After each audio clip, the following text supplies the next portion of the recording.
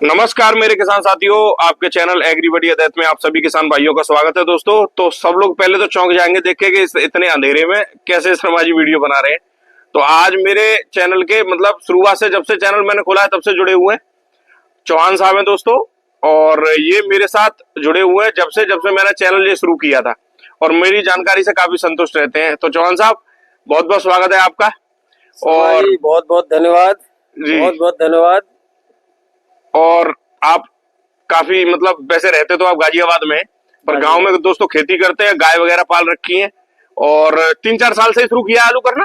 4 साल से खेती में हम लोग आए। हमारी पैतृक जमीन थी, हाँ, तो अभी तक वो पैतृक जमीन, हमारे पिताजी भी सरकारी नौकरी में थे जी, तो हम लोग नहीं करते थे। और जब 4 साल पहले मैंने शुरू किया तो हमारी जमीन लगभग बंजर हो गई थी। और लगभग बंजर 4 साल पहले। अच्छा, मैं बाई प्रोफेशन इलेक्ट्रिकल इंजीनियर हूँ। अच्छा, तो मुझे भी कोई खेती की 4 साल पहले कोई जानकारी नहीं थी जी। 4 साल पहले जब हमने खेती की, और हमारा क्षेत्र आप पता ही है, देखा मैंने, आलू का खेत है जी बिल्कुल। तो हम लोगों ने भी बहुत बढ़िया बीज लगाया, आलू पैदा किया, और हमारा उत्पादन लगभग नगण्य था।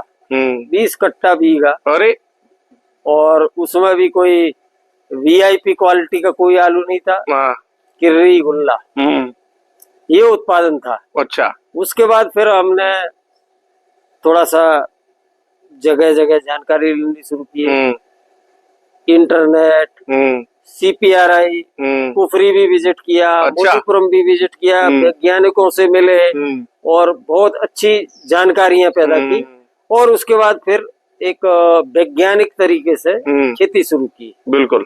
और बड़ी खुशी है मुझे, पिछले साल हम लोगों ने 65 से 70 कट्टे बीघा का उत्पादन लिया। सीपीआरआई 37-97। अच्छा, 37-97 ही बोते हो सारा? हम लोग 37-97 के अलावा कुछ नहीं करते हैं। अच्छा। और ये जो वैरायटी है कुपरी मोहन, ये वो, इससे हम बहुत दूर रहते हैं। तो हमारी बात आप सब मानते हो वैसे, जो वीडियो में हम बोलते हैं उसे? हम हाइब्रिड के थोड़ा सा, हाँ, नहीं, हाइब्रिड जो आलू है उसके तो मैं बहुत खिलाफ हूँ।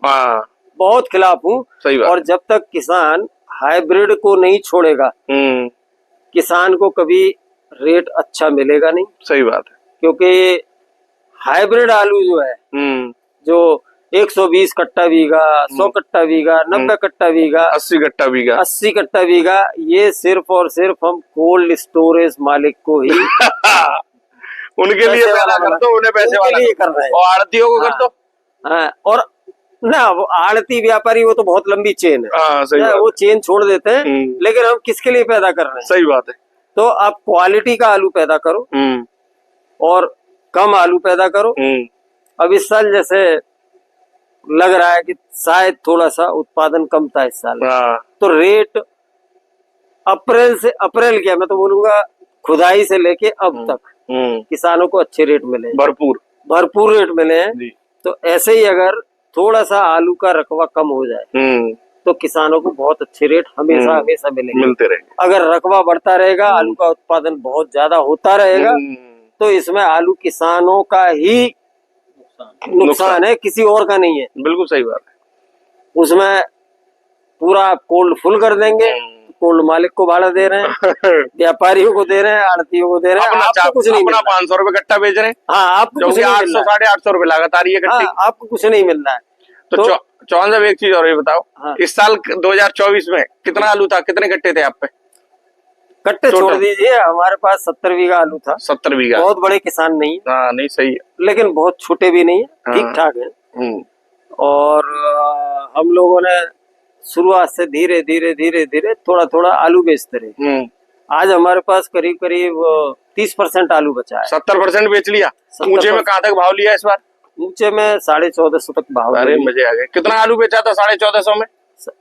अब पूरी गाड़ी बेचते हैं एक लॉट में। अच्छा। हाँ, ऐसा नहीं कि 250 कट्टा। तो एक आध गाड़ी, एक दो गाड़ी बेची होंगी, 2-3 गाड़ी तो बेच ली होंगी। हाँ, नहीं, 1250 में भी बेचा शुरू। अच्छा, 1250 में भी बेचा? 1250 में भी बेचा।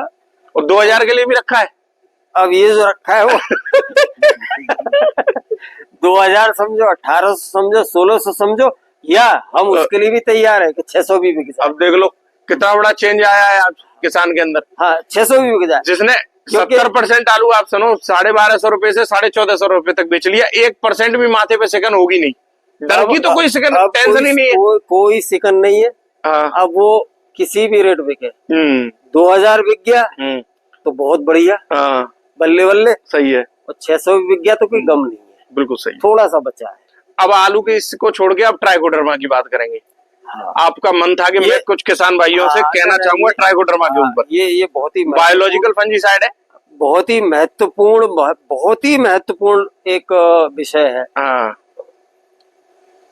तो ट्राइकोडर्मा है क्या? Basically trichoderma is again fungus. Trichoderma भी एक फफूंद है, ठीक है, लेकिन फफूंद में भी दो तरह की फफूंद है, एक मित्र फफूंद है और एक शत्रु फफूंद है। बिल्कुल सही। तो ट्राइकोडर्मा हो या आपका सूडोमोनास हो, ये मित्र फंगस है, मतलब मित्र फफूंद है। बिल्कुल।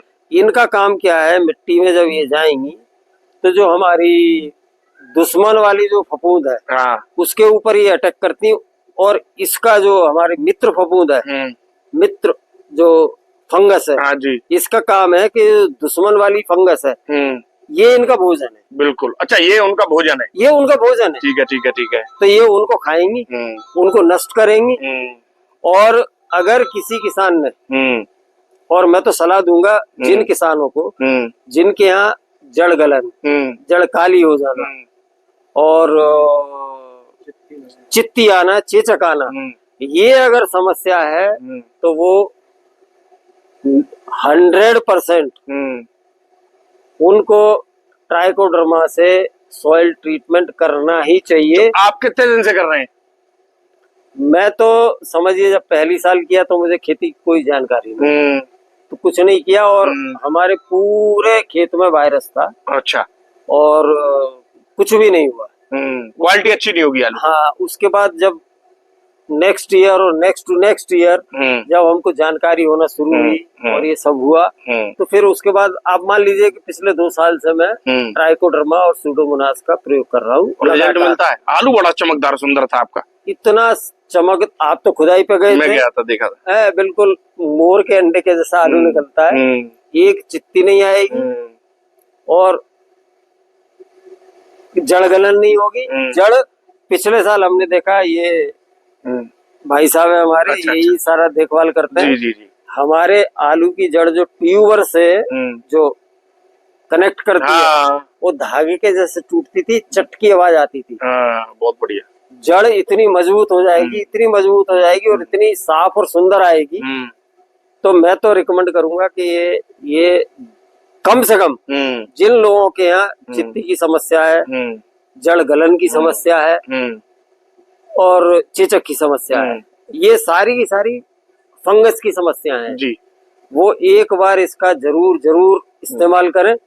उसके बाद उन्हें अगर रिजल्ट पॉजिटिव आए तो फिर बहुत लोग, मैंने कई बार वीडियो बनाए हैं इनके ऊपर, मैंने ट्राइकोडर्मा, बहुत लोग इस्तेमाल करते हैं, और इसमें रिजल्ट की अगर बात की जाए हमें तो लगभग 80% फार्मर ऐसे हैं जो संतुष्ट है पूरी तरीके से, और 20% वो है वो ये कहते हैं अरे शर्मा जी कोई फायदा नहीं मिला ना। अगर उन्होंने गलत तरीके से, हाँ, तरीका कहीं ना कहीं गड़बड़ हो जाता है, तरीका गलत है तो उसका रिजल्ट शायद नहीं। केमिकल जैसे हम डालते हैं डीएपी वगैरह, उससे कितने दिन पहले इनको लगा देना चाहिए?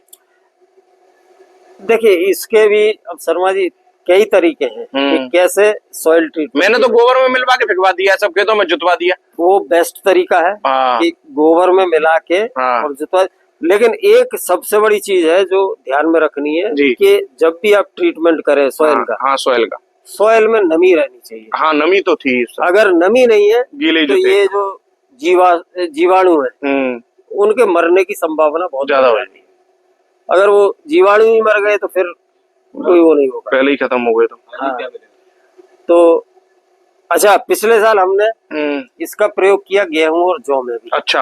हाँ, सॉइल ट्रीटमेंट, वो सीड ट्रीटमेंट में किया। तो सीड ट्रीटमेंट में हमने क्या किया कि 200 लीटर के ड्रम में और 1 किलो ट्राइकोडर्मा, आधा किलो सूडोमोनास, उसका घोल बनाया और उसमें 2 किलो गुड़ मिलाया। बिल्कुल। और उसमें 6 से 8 घंटे जो सीड जो सोइंग के लिए जाना है उसको डुबो के रखा पोटली बना के। बहुत बढ़िया।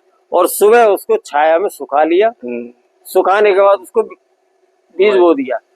और हमारे भाई साहब ये बोलते थे अरे झटका हो। कैसा हुआ था उत्पादन? बहुत बढ़िया शर्मा जी, आप विश्वास नहीं करोगे, ये गवाह है कि शायद ही कोई सीड होगा जो जर्मिनेट नहीं हुआ और तीसरे दिन जर्मिनेशन और जमीन के अंदर आ गया था तीसरे दिन। और ये चौंक गए थे जो पिछले मेरे ख्याल से 40 साल से खेती कर रहे हैं। मैं तो 4 साल से कर रहा हूँ, ये 40 साल से। इनका ये था कि तीसरे दिन ही आ गया, तीसरे दिन जमीन के ऊपर। और उत्पादन कैसा हुआ लास्ट में? बहुत बढ़िया उत्पादन, बहुत बढ़िया हुआ। 6 कुंटल 6 कुंटल का बीघा कच्चे? 6 कुंटल का बीघा कच्चे। बहुत हो गया। एक हमारे भी एक फार्मर थे, हमने उनको सॉइल ट्रीटमेंट करा दिया, वो सीड ट्रीटमेंट करा दिया था ट्राइकोडर्मा से। उन्होंने कहा कि वो दे दो दवाई हमें, जो आलू धोए की जैसे आप दिखाए, तो मैंने ट्राइकोडर्मा दे दिया उनको। उन्होंने अपना, मैंने स्यूडोमोनास दे दिया था खाली ट्राइकोडर्मा। उसका भी गेहूं बहुत हुआ था, 5 कुंटल से ऊपर हुआ था बीघे। मजबूत है यार। हाँ शर्मा जी, इसमें मेरा थोड़ा सा भी, क्योंकि जब तक मैं नहीं कर लूंगा तब तक मैं किसी को कोई सलाह नहीं दूंगा। सही है कि सीड ट्रीटमेंट, पर्टिकुलरली आलू का सीड ट्रीटमेंट, तो अभी तो हम केमिकल से करते हैं जी, लेकिन बहुत वैज्ञानिक हैं, इवन सीपीआरई के वैज्ञानिक है, वो बोलते हैं कि आप ट्राइकोडर्मा से स्यूडोमोनास से बहुत होता है। हम लोग बेचते हैं स्यूडोमोनास। और बहुत जो किसान लेते हैं ना उसको सीड ट्रीटमेंट के लिए, वो उसी को मांगते हैं, वो कुछ और लेते ही नहीं है। इस साल शर्मा जी आपको मैं जानकारी में दे दूं, और हो सकता है 4 महीने बाद हम इस पर दोबारा बात करेंगे। नहीं, बिल्कुल करेंगे। तो क्योंकि ये चीज थोड़ी सी अभी डाउटफुल है। बिल्कुल। तो सिर्फ और सिर्फ 1 या 2 बीघा में करके देखना, हम आलू का भी सीड ट्रीटमेंट ट्राइकोडर्मा से करेंगे। उसमें कोई बायर या सिजेंटा का ट्रीटमेंट नहीं करेंगे, कोई दवा मतलब। और उसके बाद हम देखेंगे रिजल्ट क्या है। रिजल्ट बहुत बढ़िया, जिसकी उम्मीद है रिजल्ट बहुत बढ़िया आएगा। अगर रिजल्ट बढ़िया आया तो उसको मैं दावे के साथ फिर एक वीडियो में आपको बताऊंगा, मैं कर लूं, और उसके बाद रिजल्ट आने के बाद मैं बताऊंगा। नहीं, बिल्कुल सही। और आप जैसे किसानों की तो देखो जरूरत है। अब आपने ट्राइकोडर्मा के ऊपर अपना पूरा एक्सपीरियंस बताया, ठीक है। अब इससे क्या है कि लोग देखो, केमिकल में तो तमाम तुम जमीन में लगा लो, और जमीन को तुम आज 1 किलो डाल ले हो, 2 साल बाद तुम्हें वही काम 2 किलो में हो पाएगा। उसके बाद वही काम आपका 3 किलो में हो पाएगा। वो तो ये है कि उसकी क्षमता तो बढ़ती। अब कोई कीटनाशक है, पहले हल्के फुल्के कीटनाशकों से मच्छर वगैरह मर जाते थे, अब नहीं मरते। अब हैवी से हैवी चाहिए, हैवी से हैवी। मैं तो आप ये समझ लो, मैंने तो बायोलॉजिकल बवेलियाना, बेसियाना, काली चक्रा, इससे मैंने बहुत किसानों के इस बार गिडारे मक्के में, बैगन में और इसमें मारी है, और बहुत जबरदस्त रिजल्ट मिले लोगों को। और एक स्लो मिलते हैं पर बहुत जबरदस्त रिजल्ट। धान में मैं चला रहा हूँ इसी को। एक चीज और बता दूं सर जी, जो हमारे किसान भाई टमाटर की खेती करते हैं, उनके लिए मैं बता रहा हूँ कि ट्राइकोडर्मा का घोल बनाएं। तो जब नर्सरी से रोपण करते हैं जी, तो कुछ ना करें, उस घोल में डिप कर करके और रोपण। तो हम मिर्च में करा रहे हैं, ट्राइकोडर्मा में कराते हैं, मिर्च, टमाटर। बहुत अच्छे रिजल्ट आते हैं। इसके लिए इतना बेहतर रिजल्ट आएगा, इतना बेहतर रिजल्ट आएगा कि उम्मीद नहीं कर सकते। तो चौहान साहब, आपका कौन सा गांव है? अपना वो तो बताया नहीं आपने। गांव पूरा परिचय दे दो, नाम और वो नंबर भी बता दो अपना। तो लोग तो आपसे कम से कम कनेक्ट रहे, पूछ ले, कोई जानकारी लेनी हो तो। नहीं, उतना बड़ा मैं भी जानकारी नहीं, नंबर। मैं तो कृषि का स्टूडेंट हूँ, अभी बहुत कुछ सीखना है और सीख रहा हूँ, लेकिन जो चीज मैंने प्रूव कर ली उसके बारे में तो आप जानकारी दे सकते हैं ना। ये तो एक तरह से हम बायोलॉजिकल की अगर हम जानकारी कोई दे रहे हैं किसानों को, तो केमिकल जो उल्टे सीधे जमीन को जो क्षमता है, उर्वरक क्षमता, उसको कम कर रहे हैं ना हम। पहले मैं अपना परिचय दे दूं, उसके बाद एक और चीज बोलूंगा। जी। मेरा नाम सुनील चौहान जी। मैंने सन 89 में अलीगढ़ मुस्लिम यूनिवर्सिटी से बीटेक इलेक्ट्रिकल इंजीनियरिंग किया। Very good. और बहुत सारे संस्थानों में काम करते हुए अभी भी मैं काम कर रहा हूँ, अभी भी नौकरी कर रहा हूँ। हाँ, लेकिन रिटायरमेंट से पहले मैं थोड़ा इधर आना चाहता हूँ, तो प्री रिटायरमेंट ये मेरा वो है। सही है। तो मैं इधर शुरू हो गया। मेरा गांव है जारू। जारू प्रॉपर नहीं, जारू बहुत बड़ा गांव है। जारू को निकला है परम का बास, वहाँ का मैं मूल निवासी हूँ। और अपनी पैतृक जमीन है, पैतृक जमीन पे ही हम कर रहे हैं। तो करीब 80 बीघा हमारी जमीन है। बहुत बढ़िया। और हाँ, और हम लोग सादाबाद के पास है। हाँ, गौ पालन, पशुपालन, पशुपालन सिर्फ और सिर्फ दूध या उसके लिए नहीं करते हैं। खेती के लिए। हाँ, हम लोग धीरे धीरे जैविक की तरफ जा रहे हैं और केमिकल धीरे धीरे हम लोग खत्म कर रहे हैं। बहुत बढ़िया। और मुझे उम्मीद है कि अगले 2 साल में हम लोग 0 यूरिया, 0 DAP, अरे वाह, 0 केमिकल कर देंगे और उत्पादन निश्चित रूप से 1.5 गुना बढ़ा देंगे। चौहान साहब, बहुत लंबा हो गया वीडियो, चलिए। और बहुत अच्छी आपने जानकारी दी। मेन बातें तो हमने सारी करी ली, ठीक है। और आप अपना मोबाइल नंबर बता दो एक बार। 99 हाँ 71 जी 71 जी 2956। बहुत बढ़िया। और फोन मेरा करने का टाइम बता दो। ना किसी भी टाइम बहुत किसान ऐसे जानकारी लेना चाहेंगे। किसी भी टाइम कोई भी किसान भाई अगर स्वच्छ तरीके से जानकारी लेता है तो मेरा 24 घंटे मोबाइल ऑन है। सही है। लेकिन फालतू के लिए मेरा मोबाइल ऑन नहीं है। नहीं। अगर कोई ऐसे होगा तो मैं तुरंत कट कर दूंगा। नहीं, सही है। लेकिन अगर कोई जेन्युइन वास्तव में जरूरतमंद है, जिसको जानकारी चाहिए, जरूरतमंद नहीं, जानकारी का जरूरतमंद, अगर कोई डिस्कस करना चाह रहा है, मैं 1 घंटे उसके साथ डिस्कस कर सकता हूँ, कोई दिक्कत नहीं है। कभी भी कोई भी मेरे गांव आ जाए, सैटरडे संडे में गांव में मिलता हूँ और पूरा फुल टाइम फ्री है। मैं खेत घुमाऊंगा, मैं सारा कुछ दिखाऊंगा। सही, गाय वाय पाल रखी है, गाय वाय सब है। और मैं आपसे भी एक बार रिक्वेस्ट करूंगा कि आप एक बार आइए। जरूर जरूर जरूर, एक बार तो आए आप और दोबारा आइए तो मेरा जीवामृत, ये वो जो प्राकृतिक खेती की तरफ मैंने जो किया है, उसको एक बार वीडियो दिखाइए। जरूर जरूर जरूर। और इस साल ये तो एक तरह से जैसे समझ लो कि सेवा ही है, किसान सेवा ही है। तो नवंबर दिसंबर में हमारी प्राकृतिक खेती चालू 100% प्राकृतिक नहीं है, अभी बढ़ रही है उसकी तरफ। वो आप वीडियो बनाइए और दिखाइए कि बिना DAP के खेती कैसे होती है। इस बार DAP हम लोग 0 डालने जा रहे हैं। अरे बिल्कुल, आप इस बार वो डालेंगे आप? हम SSP थोड़ा डाल रहे हैं, वो भी बहुत ही कम मात्रा में। बिना DAP के हम खेती करने जा रहे हैं। और वो फसल आप दिखाइए, किसानों को दिखाइए, किसान देख के ही थोड़ा आकर्षित होगा। जो बिल्कुल सही कि जब दूसरा कर सकता है तो समाज सुधार का काम है। ये बहुत ही बड़ा समाज सुधार का काम है कि इस जहर से कैसे ही बाहर आए। सही बात है, जहर से बाहर आए, नहीं तो पूरी जिंदगी की कमाई आपकी हॉस्पिटल में ही चली जाएगी। बिल्कुल सही, हॉस्पिटल में ही जानी है। ठीक है चौहान साहब, बहुत बहुत धन्यवाद शर्मा जी, बहुत बहुत धन्यवाद। आपने समय दिया। आपने हमें समय दिया, आपने बुलाया। ठीक है, हम बड़े धन्य हैं। धन्यवाद। ठीक है साहब, आपके सारे सब्सक्राइबर को एक बार फिर बहुत बहुत नमन, नमस्कार, नमस्ते, शुभ रात्रि।